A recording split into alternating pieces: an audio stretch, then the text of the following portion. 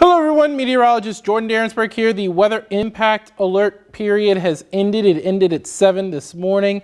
And now we're tracking all of the heavy rain moving off to our east over portions of the Piney Woods, as well as it's heading off the Texas Gulf Coast. But we've still got areas like San Antonio still under a flash flood warning. So let's go ahead and let's get into the details of that.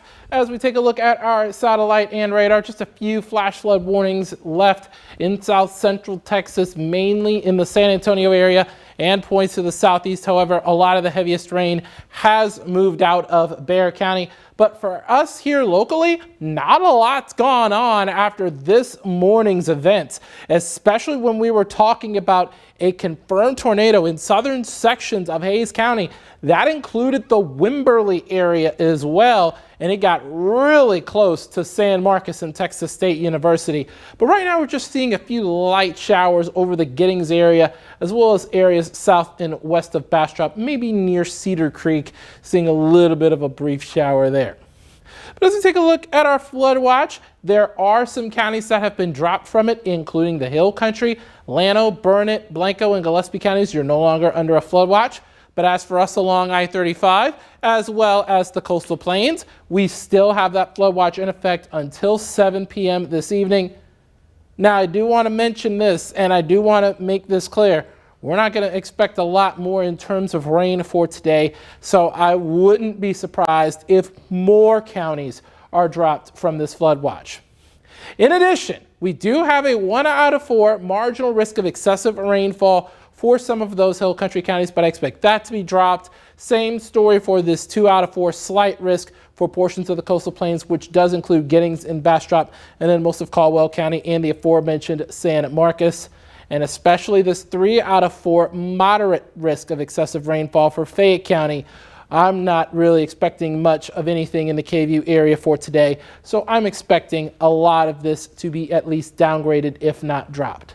Quick look outside. This is our Zach Theater weather camera again, and right now we're in the mid-70s at both the airport as well as Camp Mabry. And as we look across the rest of central Texas, we do have some upper 70s, including places like Lakeway, but a lot of areas still in the mid-70s and still straggling in the lower 70s in places like Manor as well as Elgin and the aforementioned Cedar Creek. And then the coolest spot is LaGrange, but we do have lower 80s on the map now in some sections of the hill country. Your allergy count. Grass and weeds are in the low. Now, this is a plus side to all of this heavy rain. Yes, it relieves the drought, but it also lowers our allergens as well. We don't have any tree pollens that have shown up on our sensor today. Mold is in the medium, but we still have some levels of alternaria to contend with. Now, for this afternoon, getting to the mid-80s for a high. I'm calling 86 officially, but we're going to be getting to the 90s as we head into the weekend. And as we take a look at your Friday, we're looking at mostly dry. Could have a few light showers hanging around us for your Friday afternoon. I only have it at a 10% chance for tomorrow, but by the time we get to Saturday, could have maybe a few more pockets of some of those storms that could pop up. That's why I have that at a 20% chance for Saturday. Same goes for your Father's Day on Sunday, looking at 97 for a high. And we're looking at 98 for a high on Monday. I don't think we get to the triple digits during these next 7 days, but we are going to be hotter and we are going to be drier for most of next week. And so it's going to have more of a summer-like feel. And by the way, a week from tomorrow is the summer equinox or the summer solstice. And that's when we are going to be seeing the longest day of the year. So a very interesting next few days ahead as we get closer to summer and we get rid of this active pattern that has gripped us for the past few days. So right now, we're not really seeing a whole lot going on right now. It looks like we've got 61 of y'all live, now 64. Thank you for joining us on this Friday's Eve afternoon. I know some people, especially south of here, are probably reeling from what went down overnight. I mean, that was just something to behold. I mean, we had a lot going on, a lot to unpack. We had several water crossings that were closed, especially south of Austin. But yeah, by and large, we didn't really have as significant of an issue as when Austin was hit by that microburst a few weeks back. So good news on that particular front. But again, we're going to pull up the the flood watch that is in effect for areas along and east of I-35. We're going to look at some rain totals right now, and I'm going to put this in a graphic for later on this afternoon and evening. Bastrop County, gauge 2 miles southwest of Elgin, had 1.72 inches. That's the highest in Bastrop County. There were some areas in Bexar County that almost got 8 inches of rain, y'all. So, yeah, Bexar County got absolutely hammered with some heavy rain. We also have Blanco County, 2.66 inches, 1.6 miles southwest of Blanco, got a little over 2.5, so good one, good totals there. Just outside of Burnett, we had a gauge record 1.75, so 1 3/4 inches showing up there. We also have 1.78 in the Martindale area of Caldwell County. And the gauge in New Braunfels got a little over 6 inches of rain. So a lot of the heaviest rain was a little south of the KVU area, but still plenty of rain. Now, Lake Fayette at the Fayette Power Plant got a little over an inch, according to an LCRA gauge in that county. There was a gauge near Doss in Gillespie County, hair over 3 inches. So good news there. Hayes County. Now, we had a gauge just east of the Fisher area, got a little over 5 inches of rain. So that's what's caused the Kamal River to nearly overflow its banks and cause a bit of a flood there. Let's see who else. We've got Lee County. So Lexington, just a little over 1 inch, a little over 2 inches near Enchanted Rock State Park in Llano County. Let's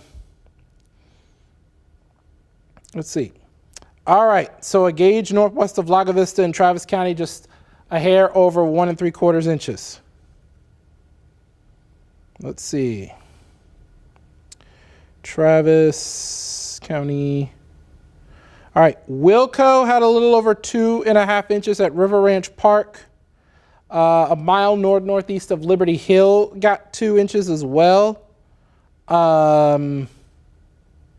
And that's about it for our viewing area with some of the interesting totals that we had.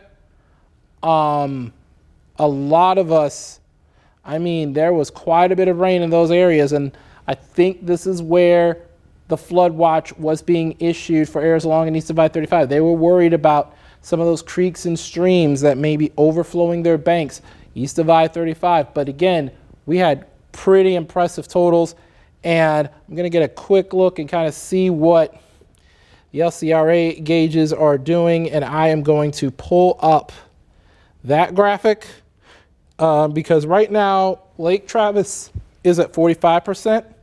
Wait, let me put, it would help to put Lake Travis in the background of that graphic, right? There it is. So you've got Lake Travis at 45%, Lake Buchanan at 60%. I'm going to look up the LCRA data to see if Hydromet data, that river operations report, to kind of see if we're going to get some rises right now. Well, it doesn't really have much for either lake. It does have Lake Buchanan rising just a little bit, but again, there was quite a bit of rain that fell in the hill country, so we're going to wait and see what the LCRA says about that, whether or not they change their forecast and show a little bit more of a rise, unless maybe the northern hill country might have gotten a little more rain than the southern hill country, and they're probably accounting for that for Lake Buchanan. But in my opinion, I think that we could get a little bit more of a rise as opposed to a fall. But as we take a look at this, the latest drought monitor is now out as well. And something I've noticed is that the exceptional drought that was over Blanco County is gone. Like, it's gone. But we've also got quite a bit of rain in Gillespie County. That's not going to be counted this week. Not all the rain that we've had this week is going to be counted for the drought monitor, by the way. So we should get a better idea next week of how everything went down in that particular regard. Doesn't look like we have much in terms of questions, though. So I just wanted to touch up on a few things before we got on up out of here and we got back to our lunch breaks, some of you guys. But I just want to give a brief update on things for this afternoon. And I'll be here on KVUE News at 4 with more of a breakdown on who got the most rain and how that's going to help our lake levels, in addition to your forecast for the latter portion of the week into the weekend and early next week as well. So stay tuned for that. We'll be on KVUE News at 4.